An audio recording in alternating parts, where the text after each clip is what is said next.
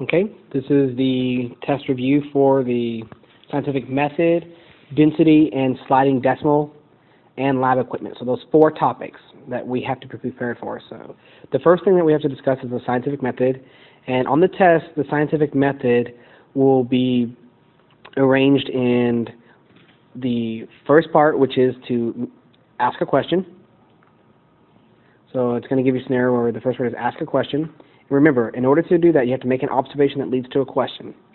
After you do that, the second step of the scientific method is to do background research. Remember we talked about that in class, that you have to do background research. And remember, if you have an easy problem, then your background research is small, right? So if you are trying to figure out why a light bulb won't turn on, then you have your background information that you've lived your life for to tell you, right? Well, either no electricity, bad bulb is another option, or messed up cord. Those are all options that's your background data. But if it's a more complicated problem, then it takes years of research and scientific journal articles and other things to do. Okay, after you do that, then your next one is going to be to make a hypothesis. And we all know that a hypothesis is an if-then statement. So it's an if, then your IV, comma, then DV change. And the fourth one is to design an experiment. You have to design the experiment. An experiment has, so you design an experiment, so the fourth one is to design an experiment and then to carry out experiment, and then the other part of that is to analyze your data, right? You analyze your data. And there's 3 ways to analyze your data, or you have 3 steps in analyzing it. You collect it,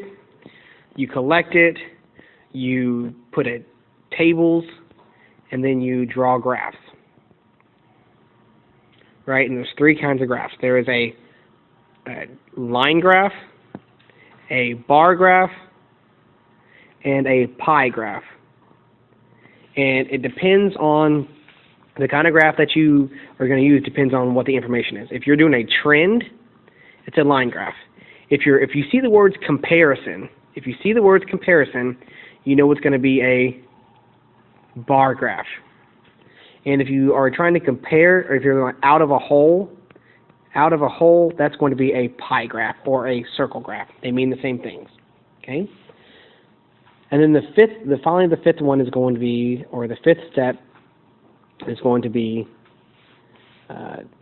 to conclusion. So now we have the conclusion. Okay? So the 5th part is going to be the conclusion. So let's make our conclusion 5, conclusion. Everyone clear on that?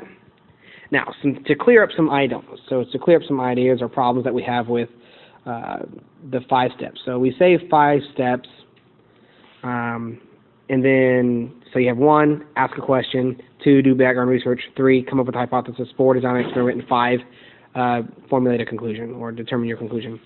But the 4th step has more complicated parts. And so when you design an experiment for the 4th one, we have 4 objects we talked about. So to design an experiment, there are 4 things we discussed. We have your IV, which is independent variable. It's what you change, what the scientist changes. The DV is what changes as a result. The constants are variables that we kept the same.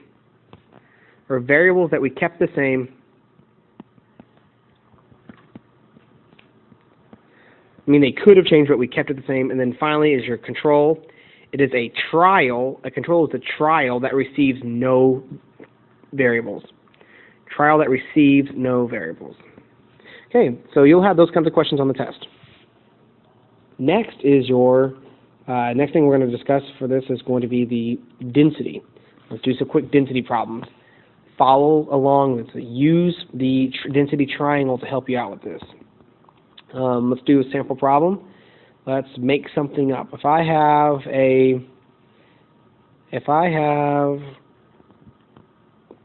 cat, okay, let's take a everyday cat, and you have a really old fat cat. It's not a kitty. So draw my little cat here.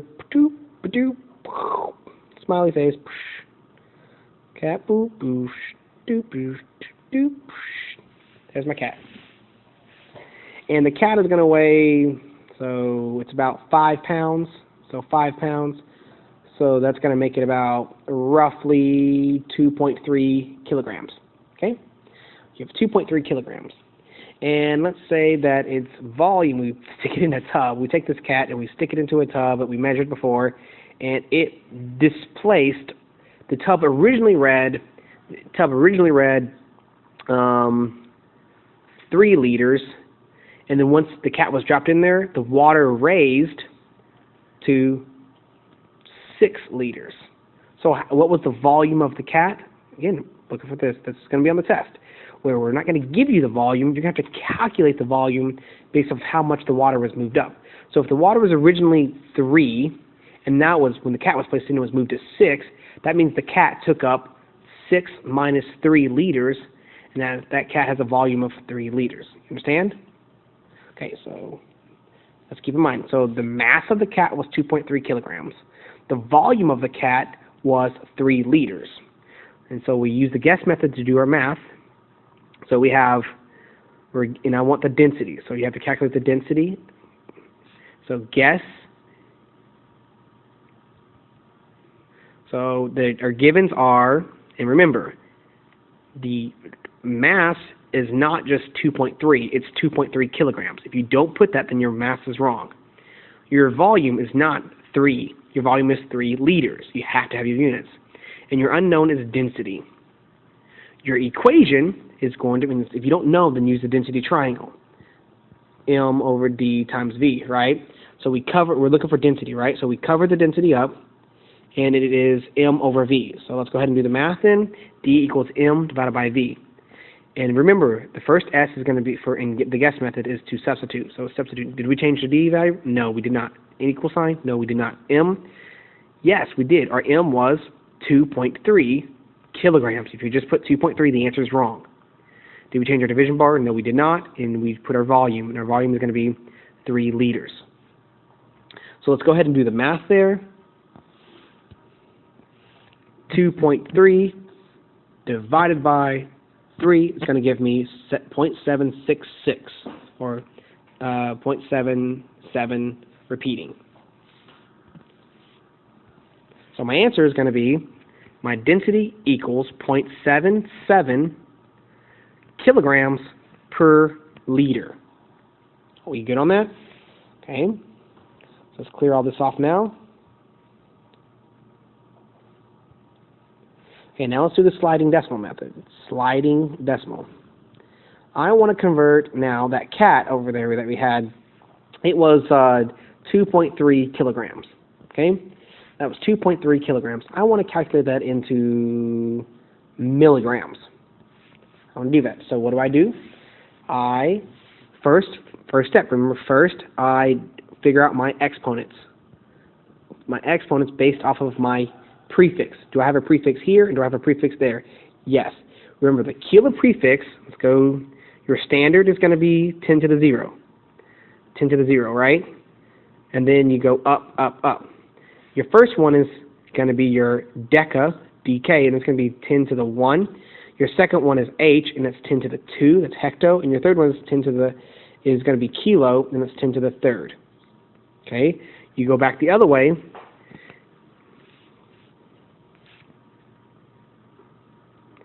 Your first one is that's 10 to the 0, then 10 to it's going to be deci, it's going to be 10 to the negative 1. Centi is 10 to the negative 2, and milli is 10 to the negative 3. So what's kilo? Oh, kilo is going to be 10 to the positive 3, and milli is 10 to the negative 3. So I got my exponents checked.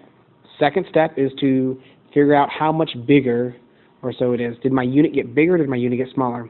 Well, kilo is over here, and milli is all the way down here. I'm going from big to small, so my unit is getting smaller.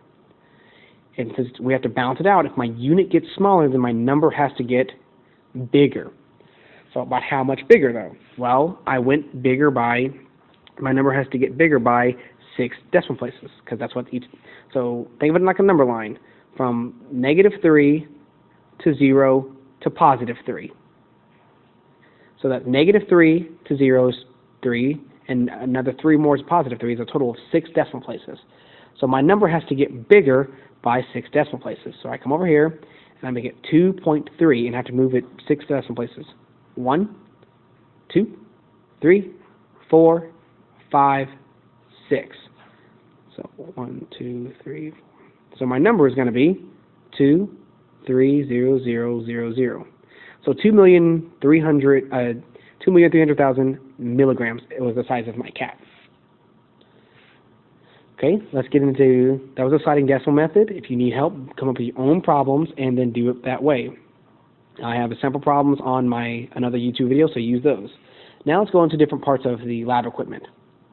So if I had to draw this right here, this right there, this is going to be a funnel. Okay, if I have a little dish right here, where it's a little dish, things go into, I drop little sand stuff in here. This right here is going to be an evaporating dish. Okay, if I have a little flask here, okay, a little flask right there, that's going to be the Erlenmeyer flask. Okay, if I have a little glass that fits on top right here, it's a little watch, that's called the watch glass. It's like a contact. Okay. Then finally, well, not finally, let's go over a couple more. If I have an open container that looks like kind of like a cup right there with lines, that's a beaker. The long skinny cylinder with lines on it, it's called the graduated cylinder.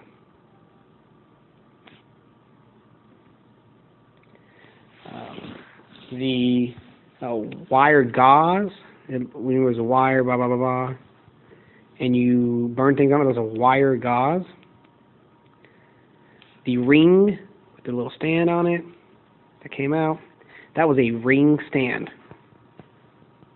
That fit on the ring stand was a little triangle with clay on it. That was called the clay triangle.